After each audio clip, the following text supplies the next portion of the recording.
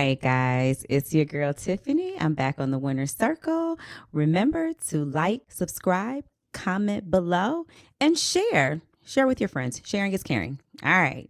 So I have to tell you guys what has been going on specifically in the Big Brother house. There's been a lot. And so you guys know that Pooch was eliminated. The vote was flipped. Taylor got to stay one more week, and Pooch went home.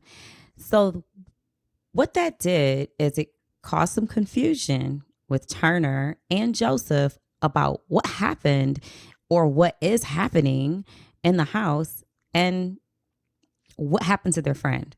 So, Turner ends up winning HOH. Turner wins this HOH comp. They are paired together with this besties buddy system. And everyone chose someone that they felt if they sat next to, especially in this group of 6, if they sat next to them, then the other person would go home and not them. So specifically, you've got Nicole partnered with Taylor, Indy with Alyssa, Monty with Joseph, Terrence with Amira, Michael with Brittany, Kyle with Daniel, Turner with Jasmine. Jasmine is safe because Turner won the HOH, and we have to enjoy her safety and her comfortability for one more week. So, all right. Turner wants to target Taylor. Everything is always Taylor's fault. He sits and listens to Daniel and Nicole bash Taylor on a regular basis. He seems to enjoy it. He wants her out for whatever reason. It's specifically just because the rest of the house would like her out too. But he doesn't want to give her an opportunity to play for veto. So he wants to use a pawn. And his pawn idea comes with the help of Brittany, who at the current time that he's considering his nominations, Brittany is spiraling in the have not room about not being able to be herself, not being able to play her game. She feels like an outsider. She feels left out. I mean, she's in the have not room for a very long time, having an emotional conversation with the live feed cameras. She doesn't like the way she's being treated. She kind of understands the way that Taylor is being ostracized, even though she's had some share in bashing Taylor too. She feels that she is kind of in a similar boat because she doesn't feel like she belongs anywhere. So after this, I think it's after this, correct me if I'm wrong, I don't mind being corrected, but I believe after this, she has the conversation with Turner, who also does not like her. Turner, my opinion is Turner can't stand Brittany. I believe he's expressed that. She talks too much for him. He had a conversation with Kyle saying, sometimes I have to have conversations with people I have absolutely nothing in common with. Like, I really don't care to have these conversations. And he does not particularly like having conversations with Brittany. However, Brittany comes into the HOH room. She does talk a lot, but I'm a person who talks a lot, so I I empathize with her, honey. It's just what we do. It's what we do. So she's talking to him, and in her conversation, she happens to allude to the fact that if he wants to put someone on the block for nomination who will likely win the veto for him to backdoor Taylor as a pawn, then Michael probably has a good chance of winning the veto. Well, that's great news because now Turner can just say, your partner, your bestie, Brittany, told me that it'd be great for if you go on the block for nomination and you go and win this veto for me. Turner does end up having this conversation with Michael, and that's kind of what he says, like, hey, Brittany has suggested you as a pawn to help get me a secured veto so I can backdoor Taylor. Well, of course, Michael doesn't want to go on the block as a pawn, but um, it looks like that is going to happen anyway.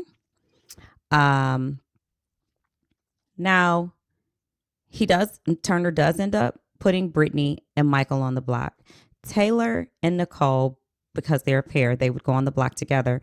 Taylor is his end goal for eviction. He wants whoever wins veto to pull Michael and Brittany off the block so that Taylor and Nicole can go up. Well, somewhere around getting players for veto, somewhere around the veto competition, I'm sorry. Before this veto competition happens, it is actually Joseph's birthday. So Joseph is 24. He's having his 25th birthday. Joseph is very uncomfortable with the fact that Pooch went home. He was blindsided. He doesn't know what's going on. He wants to find out who is behind this. He has made it his birthday mission to figure out what happened to Pooch. And he has come to this conclusion in the HOH room that they need to go after that person, which it's not Taylor. Turner wants Taylor gone, first of all, because the house is telling Turner it's Taylor who flipped the vote. Well, that is beyond me because Taylor is on the block and she is supposed to campaign to stay, but she has no vote. So if the vote was unanimous, then everyone else has some questions that need to be answered because they are essentially the ones who voted Pooch out of the house. So it's amazing to me that Jasmine actually was the one who spun that web of, if Turner asks you who was the center of flipping the vote, just tell him it was Taylor. So Taylor gets blamed for absolutely everything. And Taylor is also like just ostracized completely and feeling very alone.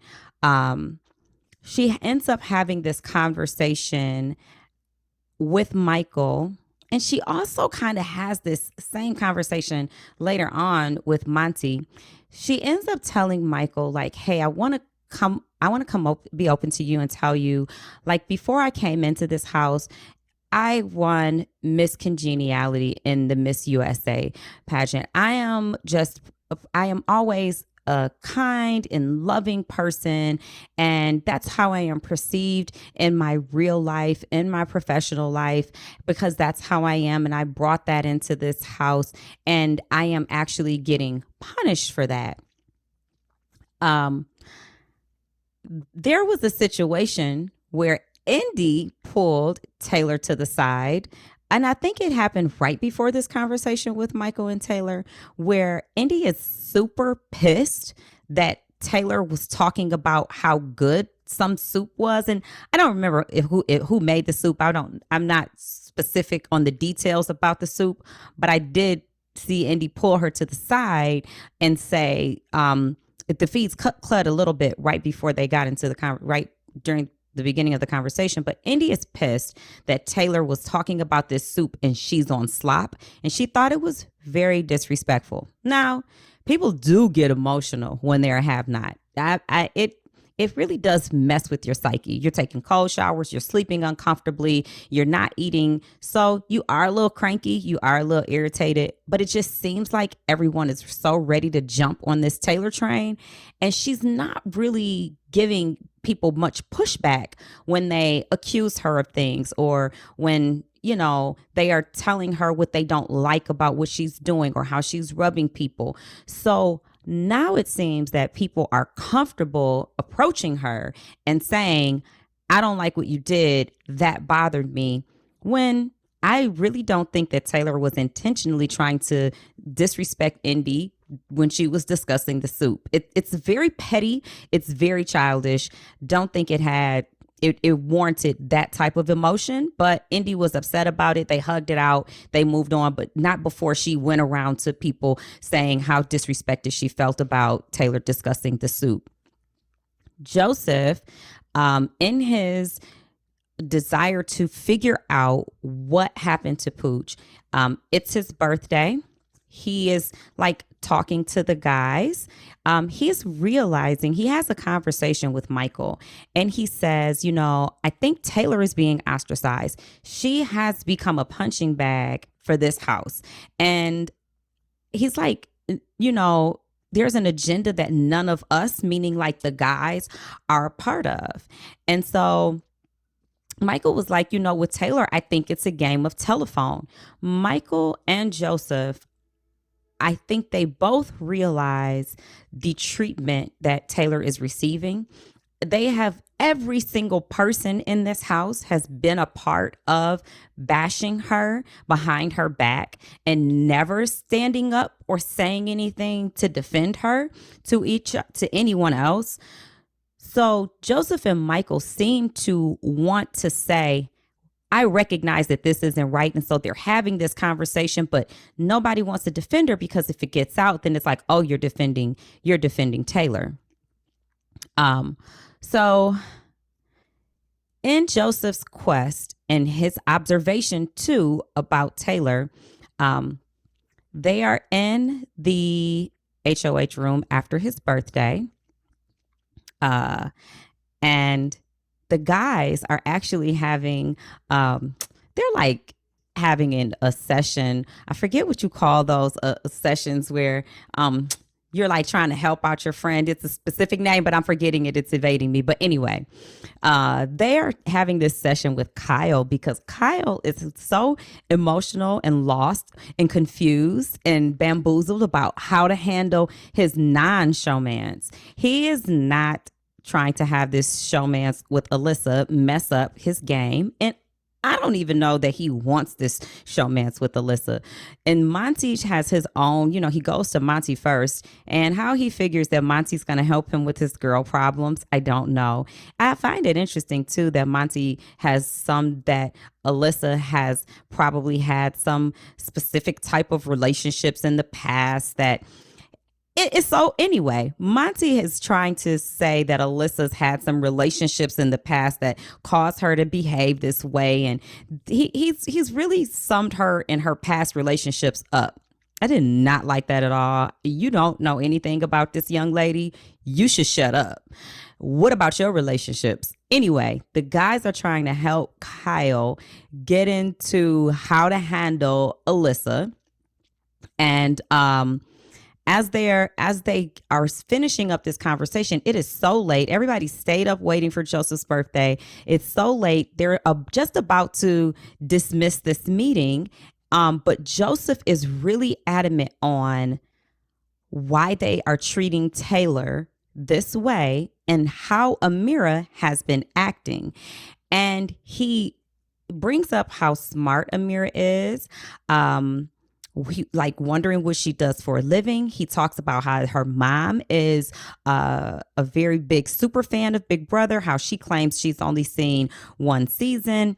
He's putting these pieces together that Amira is very smart, and they're all spilling out examples of how she's displayed how smart she is and how they don't want to sit next to her at the end and how she can actually win this game. And everybody starts putting on their thinking caps, but Joseph, on his 25th birthday, Joseph woke up. Joseph woke up on his 25th birthday and decided, I came to play this game and I know how to play it. He has helped the guys realize that Amira may very well be pulling strings behind the scenes because she's been kind of following Joseph's conversations. He pointed out that he'll have a conversation with someone. He's actually said he'd had a conversation with Brittany, and then Amira saw him having that conversation, and she follows up to have a conversation with Brittany after after Joseph just had a conversation with her. So she's kind of making sure that the seeds she's planted with certain people aren't being unplanted with Joseph coming in or to know what Joseph's finding out. One of the biggest points that he made to Turner in this meeting, and let me just help you. In this meeting, there's Kyle, there's Monty, there's Turner, there's Joseph. And they are actually having a conversation on his birthday about Amira and Taylor and what to do with whoever may possibly win this veto and backdooring someone. So they all accept and realize that Amira is a threat, that she is behind something. And they've surmised that Amira is possibly behind this flip to get Pooch out of the house. And they also know that the girls don't like Taylor. Oh, and let me just not forget to mention this. Nicole had been telling the entire house about how she should win. First of all, she says she should win a Grammy. It's an Oscar. You should win a damn Oscar if that's what you're looking for these theatrics. How she should win it. But I'm going to use Nicole's words. Nicole should win a Grammy for how she has lied to Taylor about being in her corner, being her girl, that they're going to work on the guys, that Nicole's supposed to work on. I don't know. She's supposed to work on 2 guys, and then Taylor's supposed to work on like Kyle and Monty and get information from them, and then they bring it back together. Whatever this made up story is and these lies she's been spewing to Taylor, she's so proud and impressed with herself that she holds a meeting in the back room about how she's lied to her and she's tricking her. And everybody is like, oh, okay. Well, when Joseph gets upstairs and he's having this conversation in the HOH room, they're like realizing none of these girls have Taylor's back at all. They're not even really treating her like she's human. Joseph doesn't like it at all. He's like, this is not how you should treat someone. He's recognizing, and he even says, like, Amira can say something, and I believe this is Joseph that said that. I could be wrong. He even says Amira can say something and Taylor can say something, and no one says anything to Amira for what she says, but everyone like rides Taylor's ass for anything that she says. So he knows that Nicole, who is her partner, doesn't have her back. Jasmine cannot stand her. And later. So Jasmine can't stand her. Nobody has Taylor's back, and the guys know that. So they're like, if we actually go with the flow of things and get Taylor out, we're actually doing the work for the girls. And then we're losing numbers that could be on our side. So they realize that the girls have the majority vote. They're like, why don't we bring Taylor in along with Michael, along with Brittany? These people who have been left on the outside of this big alliance, why don't we bring her in? They start to realize that the girls actually want to get out the bigger threats. When they start to put together, like, why did Pooch go home instead of Taylor, who was their main target? Well, maybe Pooch was the bigger threat. Pooch is a guy. The girls are working together. Do the girls want to get out the big targets? And then Monty has an epiphany. He's like, hey, Taylor told me this a long time ago, that Paloma wanted to go after the bigger targets, like the guys. Maybe Taylor wasn't lying. You think maybe Taylor wasn't lying? That's so interesting. It's so interesting that after all of this, you want to believe that Taylor could be telling the truth and Paloma could have been lying to you. It's a little too late, Monty. I still have yet to forgive you. Because that was a whole ass mess and you still need to pay for it. Well, now the guys have decided we should bring in Taylor. We should get someone to win the veto and put Amira and Terrence on the block, because Amira is so smart. Amira is spearheading things. We don't want to compete against her. She knows way too much, way much more than she's saying. We should get her out. This is before Vito. They stayed up for so long. I was tired the next day trying to keep up with those guys. So it's time to play Vito. Nicole is already saying, I got to throw this veto. She does not want Taylor safe. She's willing to risk her safety because she's so confident that if her and Taylor sit on the block, that Taylor is going to go home. The house is upset because apparently, and we didn't get to see this, but Jasmine wouldn't stop talking about it. Apparently, Taylor bumped Jasmine's foot and twisted it the whole opposite direction of which it is growing. And she just can't believe that she did that. Brittany also helped spearhead this telephone conversation going to Turner saying, I don't know why she wouldn't just wait for Jasmine to go through the door. As that has been a topic of discussion, that Taylor kicked Jasmine's sore ankle. You think it's broken. You think it's hanging on by a thread. You think that she needs to be eliminated from the game for lack of participation. You'd think that this ankle was about to come off. It is sprained. It's wrapped in an ace bandage, but she's riding around on Thanksgiving's scooter. And apparently this ankle was tore up from the floor up. All right. So now they're mad about that. Well, Alyssa, who also can't stop talking about Taylor, Taylor's all under her skin, she decides to have a conversation with the girls saying, yeah, yesterday Taylor was touching Kyle, and while she's touching him, she stepped on my foot. This prompts Nicole to jump up off the bed in the open room like, let me go. I'll go beat her ass right now. Who? Nicole, you're a grown ass woman. You're 41 years old. You want to go beat somebody's, you want to go beat Taylor's ass over mistakenly stepping on Alyssa's foot, and Alyssa is not even ready to go beat her ass. Why do you want to fight somebody that bad? Like, to me, that's aggression and anger that is not just come from an isolated incident. Like, you really feel like that. But, or maybe you just are a fighter. Maybe you just like to fight. That's your first instinct. I want to go beat somebody's ass. They all have it out for Taylor.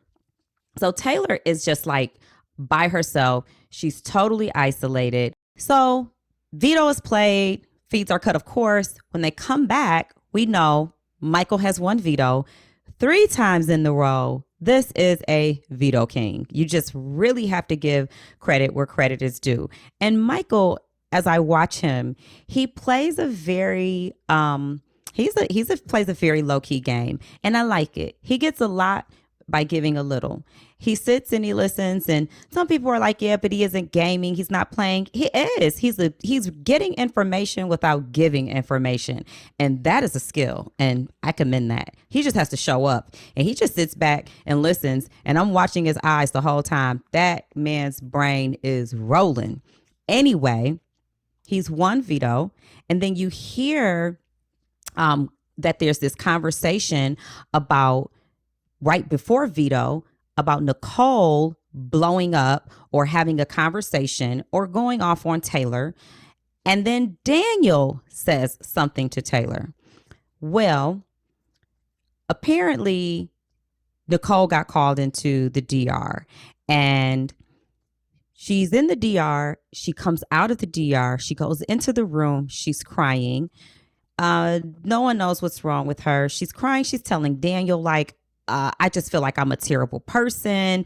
And she also mentions, like, I just wish people knew that she was not a good person, talking about Taylor. And she's saying some rough things, some mean things. And Daniel's like, no, she's not a good person. At the same time, Taylor is in the living room sitting with Monty because Nicole has said that her tears out of the DR is around something surrounding her mother. And everyone is like pretty empathetic. It seems people are pretty empathetic to it. Taylor is like, Monty, can we pray for her? I don't know what's going on, but can you say a prayer for her? I'm not a religious person, but say a prayer for her mom. While Nicole is in the other room going, Taylor is not a good person, and I just wish people could see that about her. Well, apparently everyone's consoling Nicole. Taylor comes in to console Nicole.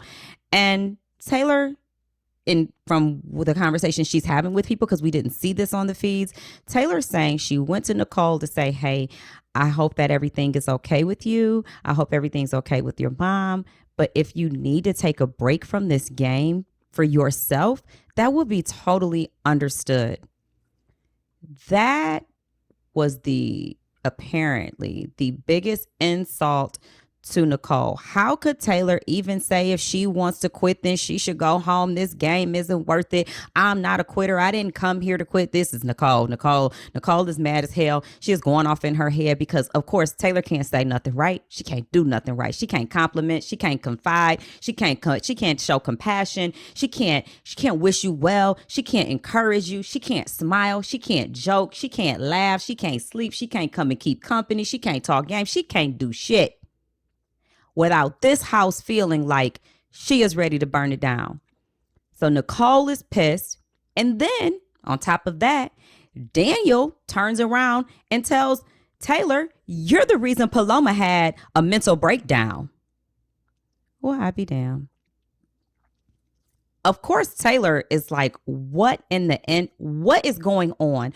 Why am I always perceived as being this person, this terrible person that I have never been referred to? It's almost like she is aloof to the idea that anyone would think she is a bad person, because probably in her life, no one's ever treated her in this manner to her face, because she's not even expecting that these conversations are being had about her, or that this is the way they would feel. She has conversations with Joseph. She has conversations with Michael. And she's like, hey, I came to play this game. I started watching Big Brother because of the cookout. I wanted to come in and be a representation that Black women can be kind, can be loving, can be strong without being labeled as being the Black bitch, which is what Taylor said. And it's so unfortunate. And she makes reference. She says, it's unfortunate that in my regular life, I show people kindness, respect, love. I'm genuine. And I do that same thing in here. And I'm told I need to stop talking slick. I need to just lay low. I need to chill out. Pretty much, they want to silence Taylor. They want Taylor to STFU. She cannot say one word. If she's just quiet, they still will not be happy. But she ends up talking to Joseph, and Joseph's like, I think that you might be okay. And Michael kind of reassures her, like, I think that you might be okay in the house. Like, there's some things going on. You might just want to wait a minute. Don't get so worked up. I think you have a chance. She talks to Monty, and Monty and her had a conversation a day or two ago about being perceived and being misunderstood. And he seemed like he was being a little receptive to the fact that maybe she is misunderstood. And maybe he recognizes that he also has not been giving her the benefit of the doubt. There is no benefit of the doubt when it comes to Taylor. And it's almost as if these people are projecting their own insecurities onto her, their own way of handling things. And because they are disingenuous and they are shady, it's like anything she says, they're like, yeah, she's shady and I don't trust her. When really it's just them. So the guys are trying to comfort her into feeling like just calm down and come talk to us later in the HOH room. We want to talk to you about something. Well, the girls are in the open room. They're having conversations about nothing. We are all up. And when I say we, I mean all of Twitter. We are up all night waiting for Taylor to go up to the HOH room to have this conversation with Kyle, Monty, Turner, Britt, Michael, and Joseph about the next move to backdoor Amira and Terrence. Who is close to Taylor? Talking about Terrence, or so Taylor thinks. Taylor confides in Terrence. She goes to him and tells him, he asks her, who does she think they should target? She says, she names drops. She says, Indy. I wish she wouldn't say anything, but she doesn't know who she can trust. And the house is so closed off. You just believe what you believe. And so even after that, Monty and Terrence are having a conversation at the table, and Terrence is still just ripping her apart. Like, I mean, why would you try to talk to Nicole about anything? Why would you say anything to her about that? You know how you come off to people. You should just say nothing. I don't like any of this personal attack on Taylor. It's not game. It's definitely personal. Well, anyway, we all waiting on Taylor to go up and have this conversation. And she is in this open room with Jasmine, Amira. Michael even comes down. He's trying to get her. Joseph trying to get her attention. Joseph asked her 5 times if she wanted these fajitas. And Monty was even trying to get her to go up to the HOH room. And I don't know if she just has no clue about how to get away. She has no clue about it's time to go talk. But Taylor had us sitting in there for 2 hours while she listened to Jasmine talk about a bunch of nothing. And I don't know, she's just trying to get in good with the girls, or she wasn't aware the time had slipped by, but we were tired. She finally makes it up to the HOH room. And they're excited. I honestly was scared that by the time she made it up there, they would have come up with a new plan, because things do change very quickly in the Big Brother house. But luckily, they were waiting on her. And she got upstairs, and Monty leads the conversation, which I probably would have left, because I did. He is not good at leading the conversation. Not at all. Monty leads the conversation just by asking Taylor a bunch of questions about, does she feel comfortable being Nicole's partner? Taylor says, yes, she does. And I think it's just at this point, Taylor is afraid to say anything negative about anyone. So she just is going with, I'm going to err on the side of positivity so that you can't use these words against me. And she's in a room full of people. She doesn't know who, I hope she doesn't know who to trust, because you can't trust none of them. And so she's like, yeah, I trust Nicole. And he's like, he's just asking her all these questions. And she said, he's like, how do you feel with the girls? How do you feel your relationship is with the girls? And she's like, it's getting stronger. Now, I don't know if she believes this or not, or she's just trying to pacify them with positive answers. But a part of me thinks that she may actually believe this. Well, Kyle takes over and he starts to tell her, hey, we recognize that you're not very well received. We see how you're being treated. We have heard the things that are being said about you. We won't tell you the things that we've said, but we'll definitely tell you the things that everyone else has said. They tell her how Nicole has been lying to her, has been just fooling her into thinking that they are closer than they are. Taylor is really just taking it all in. She's just listening, but you can tell that she's hurt. You can tell that she had no idea that these things were being said, but she probably just wasn't aware of how many people had dragged her and how many terrible things had been said about her. And here she is this whole entire time just trying to be a compassionate, loving person. She's trying to show that you can be yourself in this house, that you can come in and be strong, that you don't have to be labeled as assertive or aggressive, but she just constantly does. And she's hearing that the people she's been trying to build relationships with, that they have been completely disrespectful, honestly, behind her back. Well, the boys are not saying the things that they said, but they do admit that they realize Paloma lied and that she was actually telling the truth.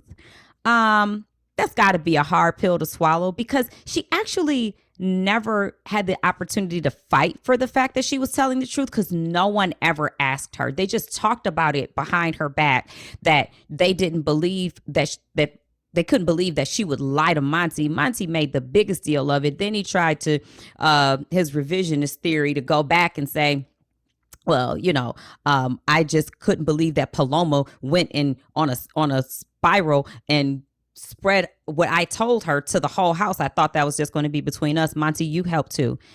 Anyhow, they've come up with this alliance called The Leftovers. Taylor wants to join. She said, hey, I want to be with whatever's going to keep me safe. I see that they don't like me. You guys are trying to protect me. I will roll with this alliance. Let's do what we have to do to move forward. It had to hurt her to hear the things that Terrence had said because she's been confiding in him. He does not care one iota about Taylor. It's just very unfortunate.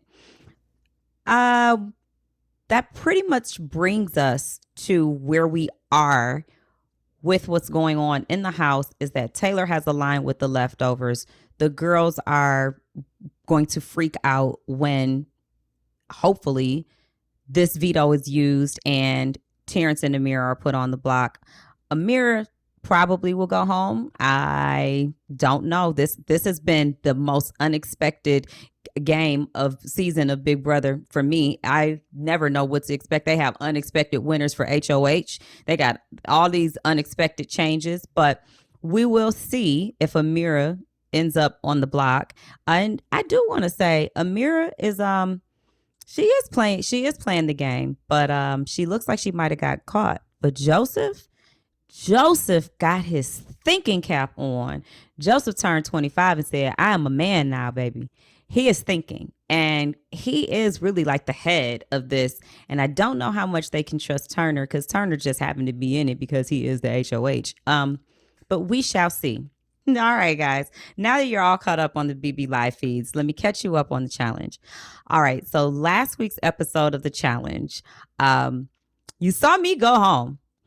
And we jump right into Amazing Race. It's like, hey, we did it. We're together still. It's only 3 of us. We got to stick together. We can infiltrate any one of these Love Island, Big Brother, Survivor groups and, just try to stick with one of them because now they still have their 3 people there.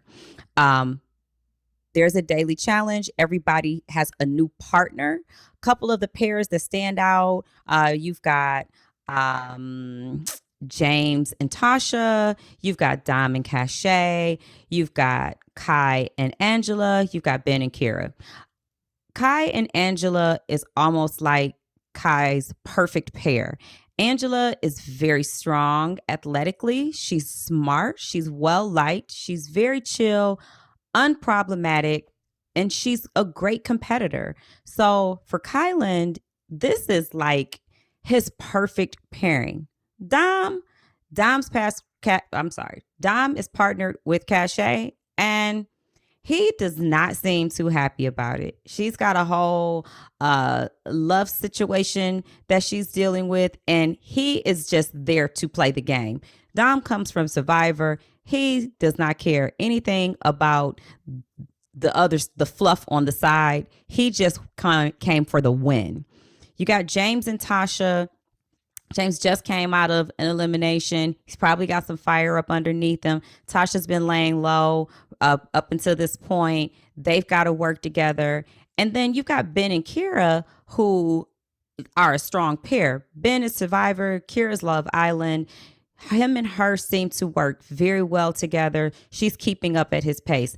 They've got this the daily challenge where they have to do a puzzle of putting a staircase together first. So they're running back and forth to put a staircase together so that they can run up to the top of the stairs, grab the letters to run down the stairs, run them over to another side to put a puzzle together. So it's kind of like it's hangman. When somebody is hanging on the beam, if you get the letter wrong, you run the wrong letter back there and it's not up there on the board, and the board is kind of like Wheel of Fortune. You've got to guess the phrase. If you don't have the right letter, you got to come back and put a 10-pound bag on the beam that your partner is holding. The girls are holding the beams and the guys are kind of running back and forth, except I think Sarah. Sarah's doing the running for for Cinco. All right. So Kai and Angela actually kill it. No surprise, honestly, to me. Kai seems like he is moving at a steady pace. Angela is strong on that balance beam. And then James and Tasha come in last. They're last to put their stairs together. His first letter, it looks like his first letter that he chose, was wrong. He puts the 10-pound bag on Tasha's pole and it immediately hits the ground. They're automatically in elimination. It's interesting, though, because you see Kai and Angela win, and Tyson is pretty much like, hey, the best thing that could come out of this is if I don't win, Angela wins. They seem like a very strong pair. I'm not surprised. We saw in episode 1 when we got to choose our own partners, Tyson was like, Angela, Angela, Angela. He knew he wanted to work with Angela. And I don't blame him. Very strong pair. And they both seem to say to each other as they're playing this game and they're strategizing, like, we want to get out the weaker players first, which 100% makes sense. If you are a strong player, and since we're being paired together, male and female, you just don't want to get paired with, as Kai calls it, the less prepared players. So they want to get out the less prepared players so that they don't get paired with them. And then the stronger players just duke it out in the end. Well, as they go into elimination, James has to, he's discussing who he would like to go against. And it's very interesting because James does not seem to have an allegiance to anyone but himself. He is definitely ready to take out whoever, and including Leo, who is one of his Amazing Race partners. So that really shows Leo and Amazing Race, Kayla, that James does not care who he has to take out to get to the end, which leads me to Azah's request first week that she'd like to take out James because James is a player, and she was right. So James wants to take out Leo, but you have Dom running around who does not give AF. Dom is like, put me in. I'm ready to get my stripes. I know y'all want to put me in. It's two Big Brother people up there. I know you're not putting Big Brother in.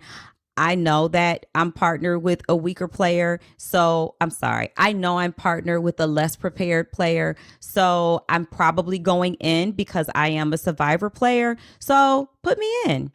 Well, that actually happens. Dom and Cash get thrown into elimination with James and Tasha.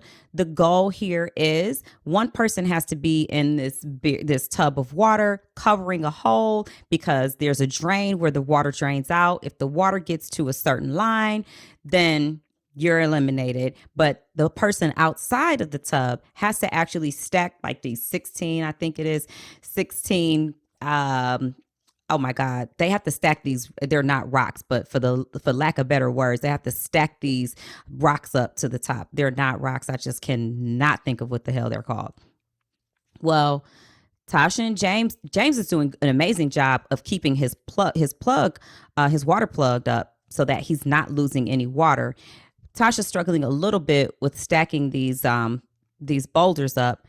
Cachet is getting her boulders stacked up, but then they fall down, and Dom's water is at a very, very low level. It's interesting because on the challenge, you can actually help people. You can yell from the sidelines and go, hey, you need to do this. You see Cinco encouraging Cachet. He's like, hey, you need to stack them like this. You need to stack those. But not one person says, nor we don't hear it. Nobody says, Dom, cover up the hole. He is totally aloof to the fact that he is about to get DQ'd because he is losing all the water. In the end, though, Cachet does her thing. She stacks up those blocks way faster than Tasha. She gets them all level. She hollers check. Dom and Cachet are back in the game. Kai says he's not worried about it. I don't know if he should or should not, but the last thing you want to do is throw somebody into elimination and they come back into the game because now you know that they're going to target you because you actually put their game in jeopardy. Anyway, I was really impressed by that that challenge. It was cool. I was actually going for the underdog. I was like, go ahead, and y'all don't know who that is. But yeah, it was a great episode. So tune in next week to see what happens. Anyway, that's the end. I want to thank you all for listening. Remember to share this video. Also, share the video, the audio. You can hear it on Spotify and Apple Podcasts. You can also watch it on YouTube. And remember to like, subscribe, and comment. Thanks again for coming out. I'll see you in a few days. Bye.